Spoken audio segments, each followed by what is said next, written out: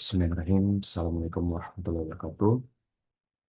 Perkenalkan saya Andi Muhammad Hasan Iqbal Kasas, NIM 10224-1005, akan mempresentasikan tugas mata kuliah pengelolaan infrastruktur dan transportasi, di mana tema yang akan saya bahas yakni mengenai LID atau Low Impact Development.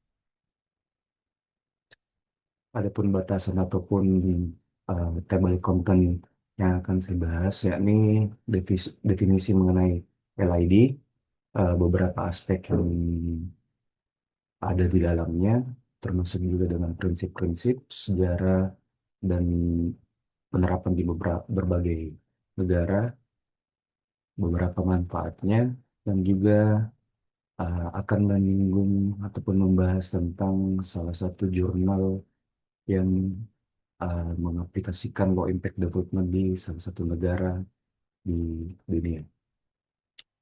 Oke, langsung saja untuk slide selanjutnya. Ya, definisi low impact development adalah istilah yang digunakan untuk menggambarkan perencanaan tanah dan rekayasa desain untuk mengelola limpasan air hujan, di mana LID menekankan upaya konservasi dan penggunaan fitur alami untuk melindungi kualitas air, di mana pendekatan ini menerapkan rekayasa skala kecil dalam mengontrol hidrologi untuk meniru pengembangan praresim hidrologi ataupun DAS melalui infiltrasi, di mana penyaringan, penyimpanan, penguapan, dan pemenahan limpasan dekat ke sumbernya. Low impact development juga eh, merupakan pendekatan berkelanjutan untuk pengelolaan air hujan dan limpasan limpasan air yang dirancang untuk meniru proses alami siklus air. Selanjutnya ada beberapa aspek yang ada pada low impact development dapat dilihat. Yang pertama ada pengolahan air yang lebih efisien di mana LAD mengelola limpasan air hujan secara lokal dengan memanfaatkan teknik seperti infiltrasi, penyaringan, dan penampungan. Ini memungkinkan air hujan diserap dan digunakan kembali, di mana mengurangi volume limpasan yang masuk ke saluran drainase. Aspek selanjutnya yakni risiko, di mana LED dapat dikatakan mengurangi risiko banjir dengan mengurangi volume limpasan air hujan. LED dapat membantu menurunkan risiko banjir, di mana penelitian ini menunjukkan bahwa penerapan LED dapat mengurangi debit limpasan hingga 57,6%, di mana dibandingkan dengan metode-metode yang lain ataupun metode-metode konvensional. Aspek selanjutnya adalah kualitas, di mana kualitas air lebih baik, di mana hal ini berfokus pada eh, penyaringan polutan dari air hujan sebelum mencapai badan air, sehingga meningkatkan kualitas air yang besar dan lebih baik, di mana dia memanfaatkan teknologi yang lebih sederhana dan ramah lingkungan. Aspek selanjutnya adalah biaya, di mana biaya konstruksi yang lebih rendah dibandingkan dengan uh, penerapan-penerapan konvensional yang lain, dinilai lebih ekonomis dan sebagainya. Selanjutnya ada ketersediaan, di mana peningkatan ketersediaan air tanah dapat dilihat ataupun dapat dikatakan meningkatkan infiltrasi, di mana hal ini LED membantu mengisi kembali aquifer yang penting untuk keberlanjutan sumber air tanah. Aspek selanjutnya adalah fleksibilitas, di mana pada desain LED menawarkan berbagai teknik yang dapat disesuaikan dengan kondisi lokal, eh, di mana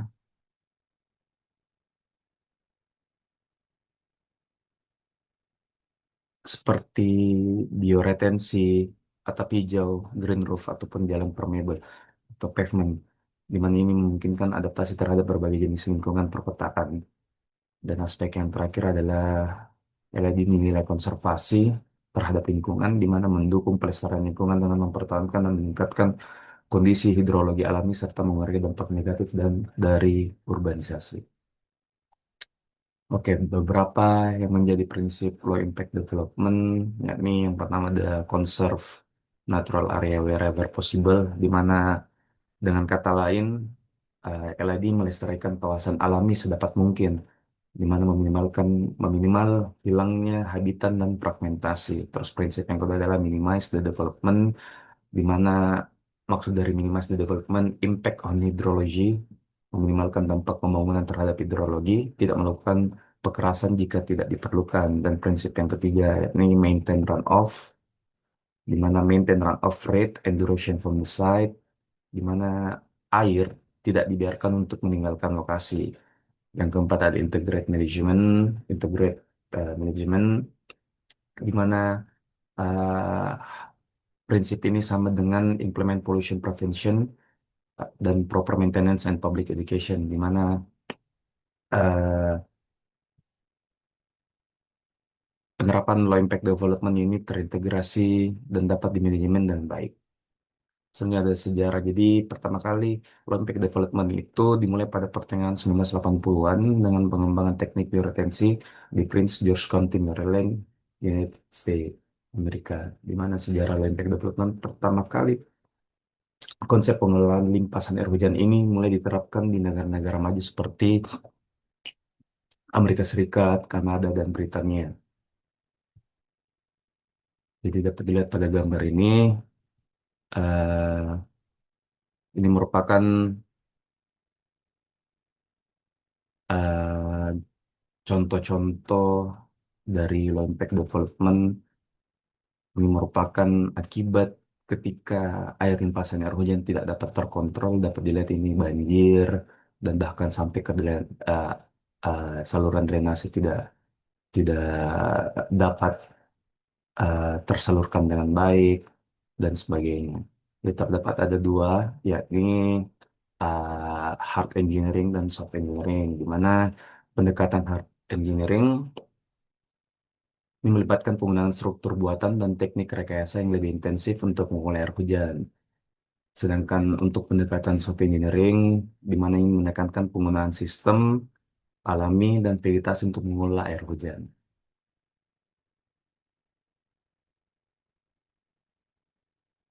Jadi ada beberapa contoh untuk penerapan low impact development dalam case hard engineering, yakni seperti permeable pavement ataupun infiltration trench. Sedangkan untuk yang soft engineering ada beberapa penerapan, yakni bioretensi dan bioswales. Seperti yang saya sampaikan sebelumnya, ini merupakan contoh-contoh penerapan low impact development dengan berbagai cara, yakni ada bioretention, infiltration, harvesting, bioswale, pavement payable, dan green roof.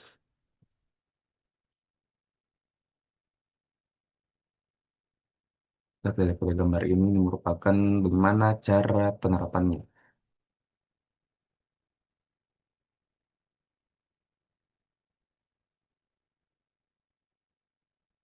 Ya, untuk selanjutnya beberapa hal yang bisa menjadi manfaat penerapan low impact development, yakni yang pertama mengurangi risiko banjir dengan menahan dan mengelola limpasan air hujan. Yang kedua ada meningkatkan kualitas air dengan menyaring polutan sebelum mencapai badan air. Yang ketiga memperbaiki pengisian kembali akuifer dengan meningkatkan infiltrasi. Yang keempat mengurangi biaya infrastruktur dibandingkan dengan sistem drainase konvensional.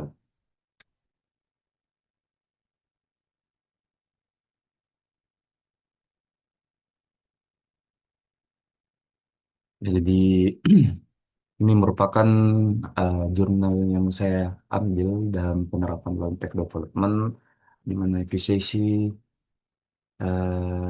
analysis of urban planning scenario for flood mitigation with low impact development technology using SWMM, di mana case study-nya ini berada di Saitama City, Jepang.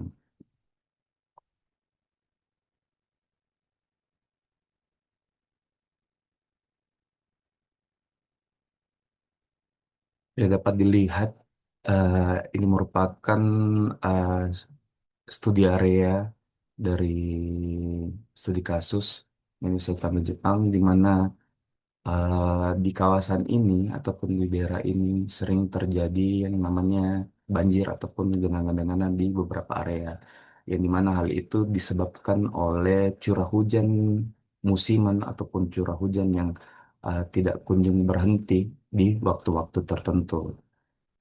Ini dapat dilihat, ini merupakan land use di fokus distriknya,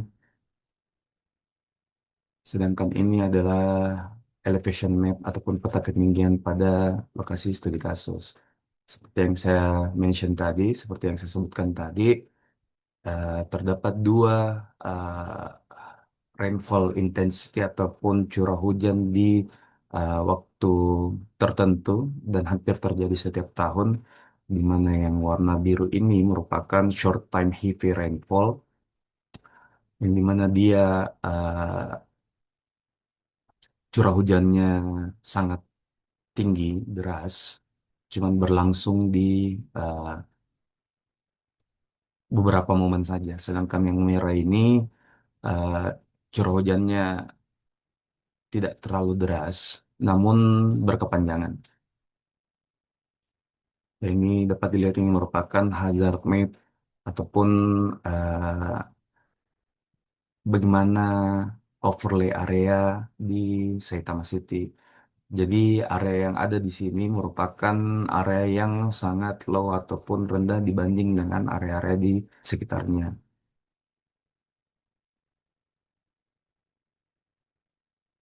Jadi skenario, terdapat berbagai skenario yang bisa diterapkan pada area Saitama City ini, di mana seperti yang saya sebutkan sebelumnya mengenai penjelasan low impact development, terdapat terdapat beberapa jenis-jenis low impact development pada pada jurnal ini ataupun uh, penelitian ini dia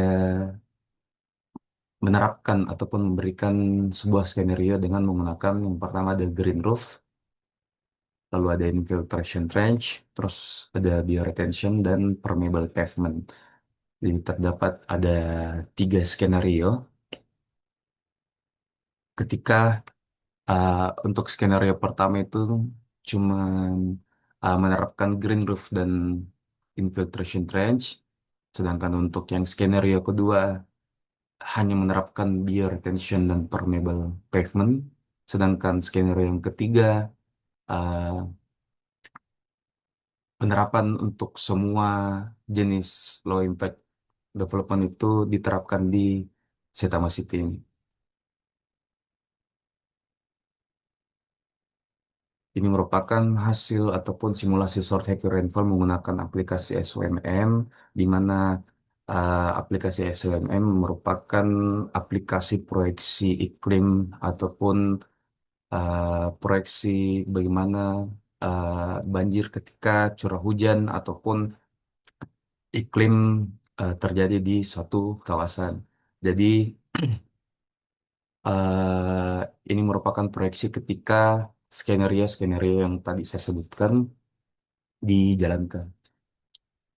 Dapat dilihat pada kondisi existing ataupun current condition itu untuk runoff ataupun limpasannya itu sangat ataupun bisa dinilai tinggi, sedangkan untuk genangannya juga, maka di Saitama City itu sering terjadi yang namanya banjir pada lokasi studi kasus. Sedangkan ketika diaplikasikan beberapa jenis low impact development dari permeable pavement, bioretention, green roof, infiltration trench, rooftop disconnection, and rain barrel. Ini dia terjadi penurunan secara berkala walaupun tidak signifikan, di mana untuk permeable pavement itu dia bisa mengurangi runoff-nya itu bisa dikurangi dari sekitar 2%, sedangkan banjirnya itu 7%, dan dapat dilihat dari data ini terjadi penurunan di tiap-tiap runoff ataupun genangan. Apabila skenario-nya untuk short heavy rainfall, seperti yang saya katakan tadi, ada short heavy rainfall dan long heavy rainfall, di mana untuk skenario satu ketika dijalankan, itu dia secara signifikan sekitar 15,71% runoff ataupun limpasan air hujan akan berkurang, dan genangan air ataupun flood akan berkurang sangat signifikan sekitar 68,42% di skenario satu.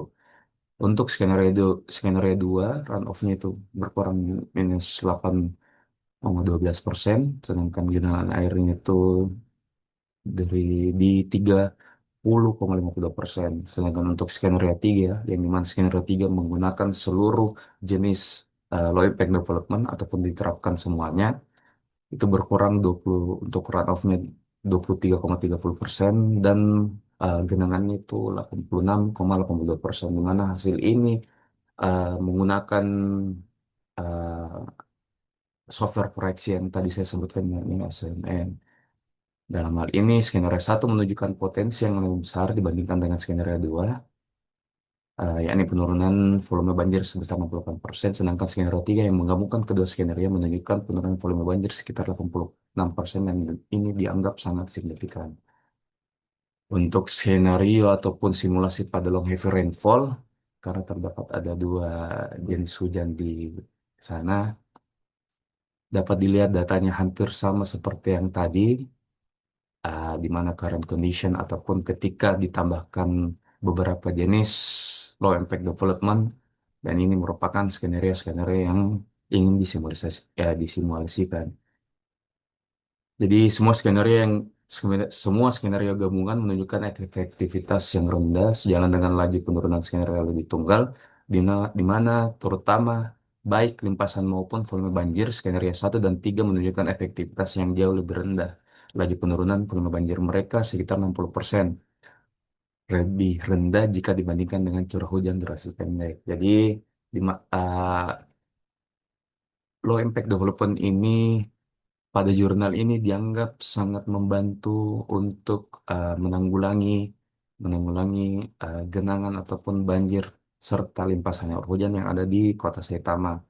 Dapat dilihat dari data-data yang ditampilkan, itu memiliki output ataupun hasil yang sangat signifikan ketika diaplikasikan low impact development. Saya juga membaca pada jurnal ini dan didukung dari penjelasan saya di awal, di mana low impact development ini sangat bisa menjadi solusi yang sangat ekonomis ataupun cepat untuk menanggulangi yang namanya banjir ataupun limpasan air hujan.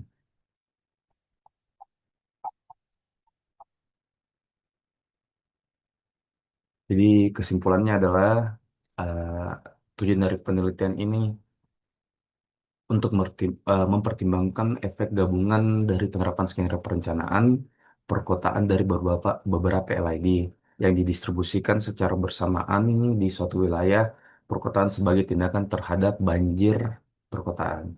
Di mana hasil ini menunjukkan bahwa LID memiliki potensi yang sangat tinggi untuk mengurangi volume banjir yang diakibatkan oleh hujan lebat berdurasi panjang, dan akibat curah hujan yang terus-menerus menyebabkan kekurangan kapasitas yang disebabkan oleh curah hujan yang terus-menerus. Lebih jauh, penelitian ini juga mengatur jenis-jenis LID menurutkan kemampuan penerapannya di bawah berbagai skenario, karena untuk penerapan LID itu tidak keseluruhan bisa langsung diaplikasikan di semua kota ataupun kawasan.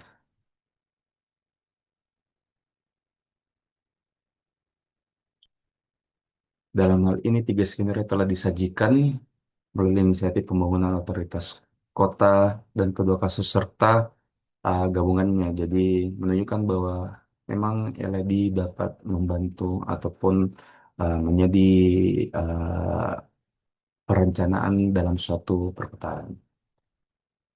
Mungkin demikian penjelasan saya mengenai low impact development.